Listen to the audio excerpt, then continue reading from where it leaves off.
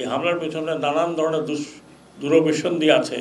আমাদের এই দেশে কখনো এই ধরনের কিছু হয়নি, হয়েছে টুকটাক ডেফিনেটলি, ইলেকশনের সময় হয়েছে, ইলেকশন পরে হয়েছে, কিন্তু এইখানে তো তাদের কোনো হাত নাই, তাদের কোনো দোষ নাই, তারা তো কমান্ডে ছিল না। আরে কমান্ডে ছিলাম তো আমরা। এবং জনগণের কাছে আমার অনুরোধ, আপনারা দয়া করে নিজেদের এলাকাতে শান্তি ফিরিয়ে আনেন এবং এই দুষ্কৃতিকারী আপনাদের ধরতে, অনেক জায়গায় আমি শুনেছি যে ধরে ফেলেছে তারা, অনেক জায়গায়। আপনারা করেন ভাই, আমাদেরকে হেল্প করেন, আমাদেরকে যত তাড়াতাড়ি আপনি সাহায্য করবেন তত তাড়াতাড়ি আমরা দেশের পরিস্থিতিকে আনতে পারবো, আগের মতো ফিরিয়ে আনতে পারবো। আজকে ঢাকা শহরে দেখলাম যে ঢাকা শহর তো আগের মতোই সেরকম আছে। তো সব জায়গায়, বিশেষ করে রাতের বেলায় পুলিশের সাথে সহযোগিতা করুন, পুলিশের সাথে সহযোগিতা করুন। পুলিশের বিচার করা আপনার হাতে না, এটা পুলিশ হেডকোয়ার্টার আছে, তারা করবে। আমরা আছি, আমরা করব।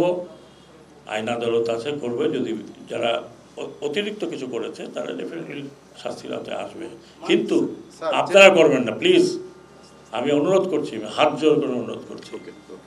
আমি এখন যাচ্ছি, ওনাদের সাথে ডিসকাস করব। আমরা একটা তারিখ দিয়ে দেব, এই তারিখের মধ্যে যদি না আসেন,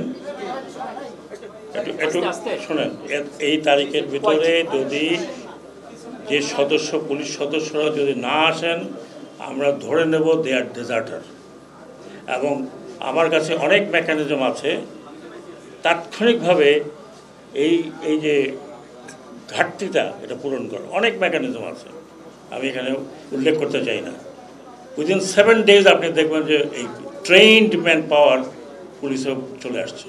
সো আমি সচিবালয় থেকে একটা ডেট দেব।